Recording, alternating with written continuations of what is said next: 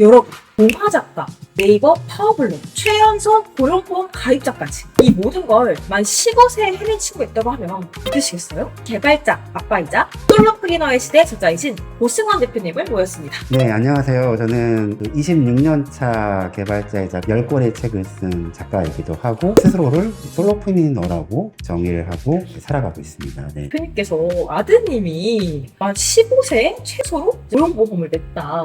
동화작가, 네이버 파워블로거, 또 카카오 이모티콘에도 시작을 해봤잖아요. 그래서 어떻게 이 어린 나이에 이 모든 경험을 해보지? 하고 너무 신기하더라고요. 가능했던 이유는 첫째 은혁이는 중학교가 되는 나이부터 홈스쿨링을 시작을 했어요. 저희 아이들이 소비자로서의 교육이 아니고 생산자로서의 교육을 해주면 좋겠다라는 생각을 했었어요. 작지만 내가 하는 활동을 소비할 대상이 있는 어떤 그런 활동들을 하게끔 만들겠다라는, 그렇게 했을 때 본인들이 한 작은 결과물이라도 또 다른 계속 시도를 할 수 있다라고 생각을 했던 것 같아요. 정말 얇은 동화책을 매일 읽고 글을 쓰게끔 했거든요. 그 글을 네이버 블로그에 올렸는데 너무 글을 못 쓰는 거예요. 매일매일 하면은 나아질 거라고 생각을 했거든요. 근데 갑자기 애가 저를 찾아오더니 EPL 축구, 영국 축구를 너무 좋아하니까 축구 블로그 쓰면 안 돼요? 라고 얘기하더라고요. 너무 좋았죠. 저는 사실 글 쓰는 행위 자체가 중요했던 거지 그 대상이 중요한 건 아니었거든요. 얘가 그 다음날 첫 축구 블로그 썼는데 내 아이가 썼다라는 걸 몰랐으면 정말 전문가가 썼다라고 생각했을 것 같아요. 자기가 정말 좋아하는 걸 하니까 너무 잘 쓰더라고요. 거기에 누군가가 첫 댓글을 달았는데 너무 신이 났나 봐요. 매일같이 블로그를 썼고 한 1년 반 동안 600개의 축구 블로그를 올렸고 바로 거기에 이제 광고가 붙기 시작을 하더라고요. 그게 시작이었던 것 같아요. 이 아이의 활동이. 그렇게 처음으로 시험을 냈던 거는 몇 살 때예요? 그때가 만 13살이었던 것 같아요. 제가 그런 얘기 했어요. 너 혼자만의 힘으로 몇천 원 번 거는 정말 엄청난 거라고. 그리고 저는 생산자로서의 활동을 제가 약간 의도를 했던 것 같아요. 카카오톡에서 보내는 게 그 이모티콘인데 승인이 되면 꼭 돈도 벌 수 있대라고 하니까 아이패드 앱 중에 프로크리에이트라는 앱이 있는데 그거 하는 법을 스스로 익히고 카카오 이모티콘을 만들어서 제출했어요. 아이가 그 과정에서 어떤 얘기를 했냐면 내가 열심히 해서 올린 건데 수수료를 몇십 프로 이만큼이나 가져간대. 내가 플랫폼을 이용할 때 플랫폼이 제공에 대한 수수료가 존재를 하고 그게 생각보다 굉장히 크다라는 거에 대해서 아이가 이제 처음으로 이직한 순간이었고, 와. 아이는 두 번 더 도전을 하고 실패를 하니까 더 이상 또 그 일을 안 하더라고요. 근데 여기서 저는 되게 중요한 게 있다고 생각해요. 뭐냐면은 그 나이 때는 좋아하는 게 계속 바뀌어요. 아주 짧지만 자기가 좋아하는 게 있다면은 그건 되게 의미가 있는 거거든요. 근데 부모 입장에서 야 좀만 더 하면 이거 더 클 수 있을 것 같은데 왜 안 해? 라고 말할 수 있지만 인내심이 짧은 그 나이 때 2년 동안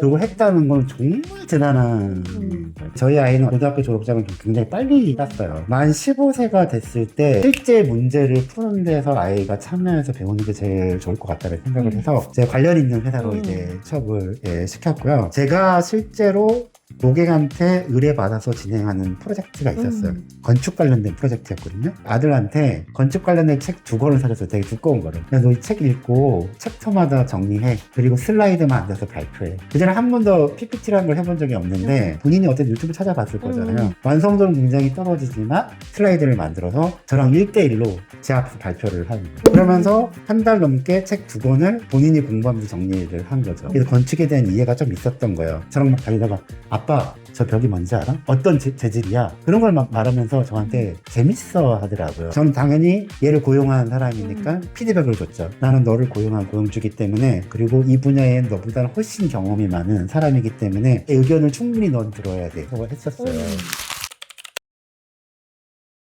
한 13세에 어떻게 동화작가의 길이 됐는지 그것도 너무 궁금해요.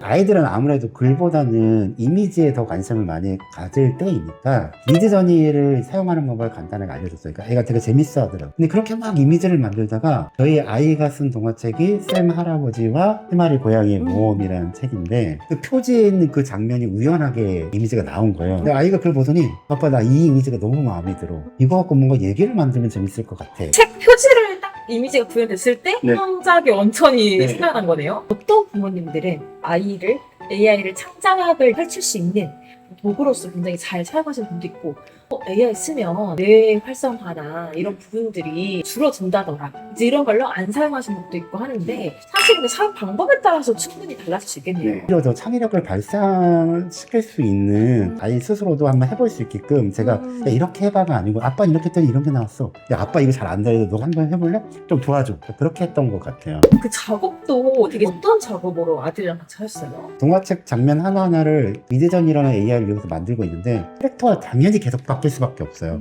그럼에도 불구하고 최대한 비슷하게 만들 수 있는 노하우가 있어서 그런 걸 막 알려주고 싶었는데 아이는 이미 들으려고 하지 않더라고요. 이거 무조건 동화책으로 해서 내가 출판해주겠다는 생각을 했었어요. 그러니까 자꾸 부모로서 완성도가 높아야 돼. 좋은 스토리가 있어야 돼. 그런 생각이 너무 강했나 봐요. 그 시점엔 화가 나기도 하고 얘 왜 이렇게 고집이 셀까? 아빠 말 들으면 좀 더 좋은 결과물이 나올 수 있는데 근데 그게 정말 현명한 선택이었구나. 스스로 힘들고 고생하면서 방법을 찾아가면서 나중에 그 동화책이 출시가 났을 때 아빠가 원하는 대로 됐으면은 본인 스스로가 그걸 본인 작품이라고 생각 안 했을 수도 있을 것 같아요. 근데 온전히 본인 작품이고 잘한 부분 아쉬움을 스스로 깨달았다는 게 그게 정말 생산자로서의 마인드잖아요. 그게 너무 좋았다고 생각이 들고 그렇게 고집을 냈던 아이한테 되게 감사하다는 생각이 들더라고요. 그 작업을 만 13살에 미드전이랑 ChatGPT랑 활용을 하면서 동화책을 만들 때 어떤 방식으로 좀 진행을 하셨어요? 일단 그 첫 표지가 나왔잖아요. 그게 딱 나오자마자 아이가 이미 자기 머릿속에 시나리오 그려졌나 봐요. AI를 쓰는 전문가 입장에서 사실 시나리오가 나오면 장면을 또 AI를 이용해서 바로 뽑아낼 수도 있는데 아이는 자기가 생각한 시나리오 안에서 스스로 장면을 생각하는 거를 그렸잖아요. 지금 시대에도 아이를 교육을 할 때는 AI한테 모든 걸 맡길 게 아니고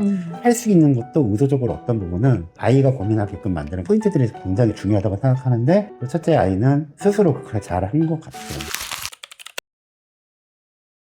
아이들에게 해석형 AI를 한번 시켜보고 싶다, 써보게 해보고 싶다 이런 부모님 계실 텐데 몇 가지 주의점도 한번 같이 알려주면 좋을 것 같아요. 최근에 챗GPT도 그렇고 다른 AI도 그렇고 학습 모드라는 게 들어와 있어요. 걔를 누르고 하면 얘가 바로 답변하지 않아요. 사고를 유도하는 거고 챗GPT, 구글 제미나이, 엔트로픽의 클로드라는 AI 안에 학습 모드가 다 들어와 있어요. 그걸 클릭하고 하면 그렇게 진행할 수가 있어요. 아이들과 함께 AI 사용할 때는 학습 모드를 켜고 해보는 것도 하나의 방법이겠네요. 네. 이왕이면 아이들이 흥미를 느낄 수 있는 건 아무래도 시각적으로 있는 부분이라 요즘에 노래를 AI를 만드는 것도 너무 쉽잖아요. 그럼요. 스노우 네, AI. 스노우 AI 이용하면 너무 쉬우니까 아이들의 스토리를 갖고 노래를 오늘 하루 어땠어? 어떤 게 재밌었어? 야 그럼 그거 갖고 한번 노래를 만들어 볼까? 저는 즐거움이 먼저 우선시 돼야 된다고 생각을 하거든요. 부모는 조력자가 돼야 된다고. 동료로서 아이들이 즐겁게 경험할 수 있게끔 좀 만들어주는 게 중요하다고 생각을 하고 근데 어른들이 걱정을 하는 게 AI의 모든 걸 맡기다 보면 생각하지 않게 돼버리잖아요. 문mer적으로 AI가 다 해준다고 해서 이용하는 것만이 잘 사용하는 것만이 아이의 능력이라고 생각하면 저는 절대 안 될 거라고 생각을 하고